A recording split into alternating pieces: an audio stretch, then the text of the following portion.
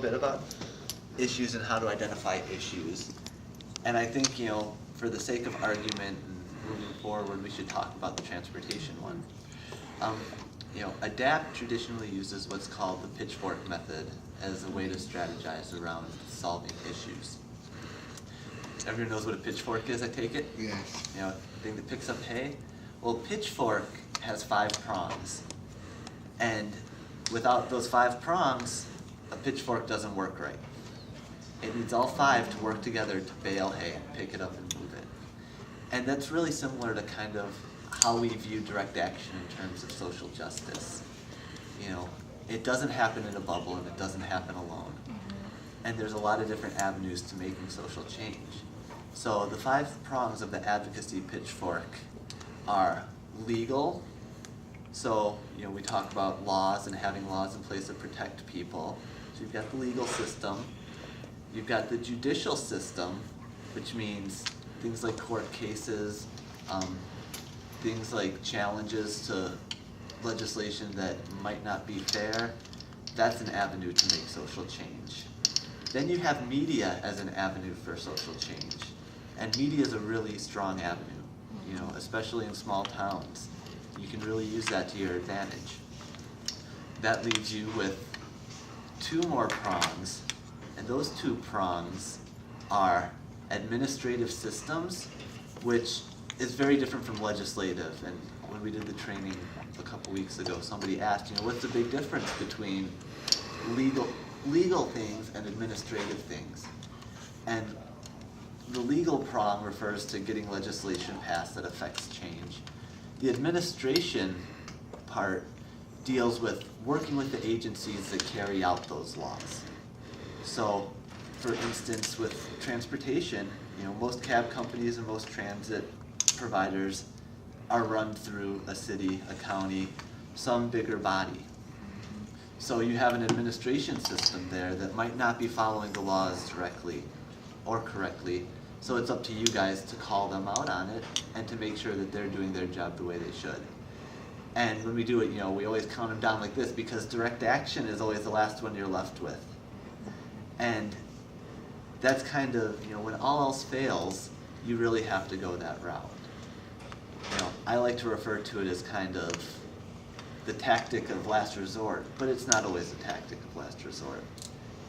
Direct action comes into play when people tell you no, and you have no avenues to make social change. It's a really good way to get you to the table, and that's the purpose, to get to the table so you can negotiate and come up with a decision that accommodates everybody.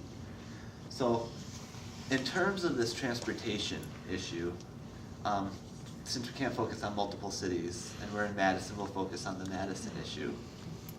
What would be a couple of ways that we could address the transportation issue in Madison that Steve raised? Could we go to like a city council meeting? Well, I was thinking of Metro Paratransit actually, but I don't know. Well, you can also go to a Metro Paratransit meeting. Metro Paratransit, because Metro is a city company, runs through the city transit committee. Also, the county specialized transit Union commission. Cab's a private company though, right? And that But has Union- nothing to do with city council. But we still have provisions for the city that govern what Union Cab does and how they operate. Okay. So that is an avenue, going okay. that legal route and addressing the statutes and making sure that they're following them. Yeah, because one of the issues I had with Metro Paratransit, for example, is, and a lot of people were complaining about this when I was at Disability Rights, is that, they're usually on time, they're getting better, but, I don't know if I should even complain about this. Maybe we should just be grateful we have the service. No. But we have to schedule a day in advance before 4:30. And once you schedule, that's it. Everything is set in stone. And then they raise the fare to $4 each way, which is if you were working. I was an intern. I was barely making anything. And I'm going 5 days a week, 4 days a week. You're spending $8 a day. Probably all at peak times. So Yeah, I'm going home during. Yeah, they have peak times. It's not all day, but still, it adds up. yeah, it does. And I'm just, thinking, well, you guys are not on time. A lot of times, I have to schedule a day in advance.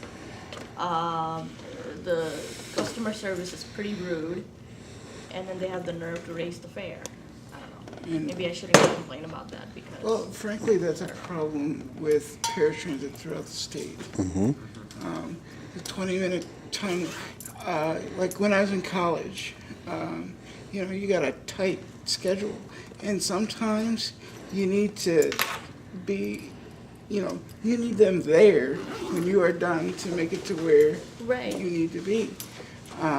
It's just a fact of life. And frankly, if we're required to give them 24 hours notice or more, sometimes a week you give them, and they're still 40 minutes late, there's no reason